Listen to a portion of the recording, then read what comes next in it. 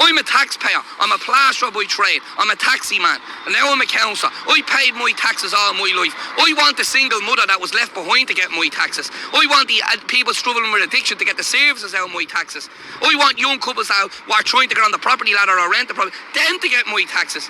I don't want illegal immigrants that are coming in and act as sponging off the state, pretending that they're in integration. The US are cutting everything in the US. They're starting to Donald Trump, our politicians, right? This is the bureaucracy that goes in Ireland.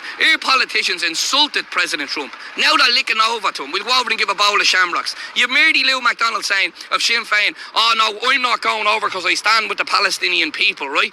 But she was happy to go over when Joe Biden was in charge, who was carpet-bombing Palestine. It's hypocrisy. These are hypocrites. They don't want to hear what the average person has to say. They freeze them out from having a voice. It's not right. Well, if only there was more politicians like you, maybe Ireland would be a better place. You're very passionate about it.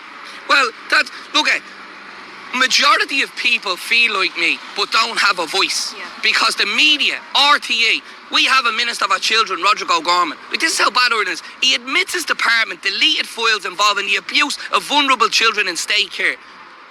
No question. Where are the missing children? No investigation. Jossie, Tuzla, the government hired a care home, I think the name of them was. I don't know, maybe wrong on that name. But they hired unvetted staff to look after vulnerable children in state care. I mean, children, the most vulnerable of children, being looked after by people who aren't vetted properly.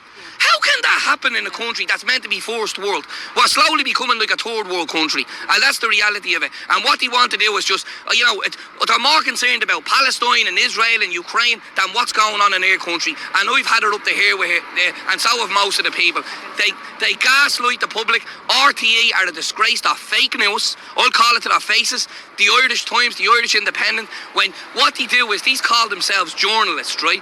And when you interview, you won't talk, because when you have an interview with them, they quote what you're saying, take a little bit up, go to their editor, and they edit and change the story. That's what they do. They're employees. They're not. That's why I don't like to work for a lot of mainstream media, because you never know what narrative they're pushing out. Well, exactly. They're not journalists. They're employees. They just told what to say. It's go along. Remember, RT was bailed out by over 700 million for the Irish taxpayer.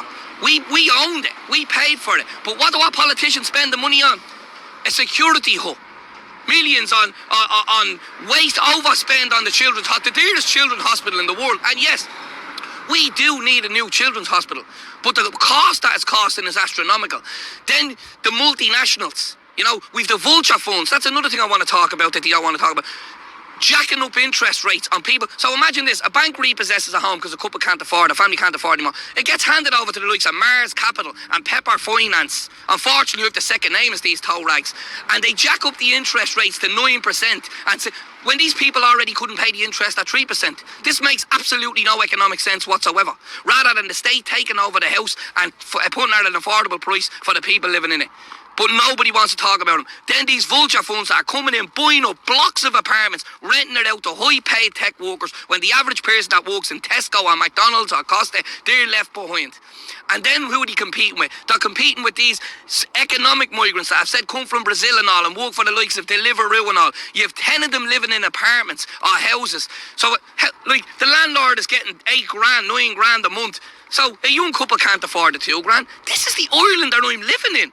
What happened to the Ireland when we used to go down to Mosney with our kids? Or we used to go, if we had the money, we'd go on a holiday every couple of years, where you were safe to go out and play in the playground and go across. Why can't we have that? Why is that gone?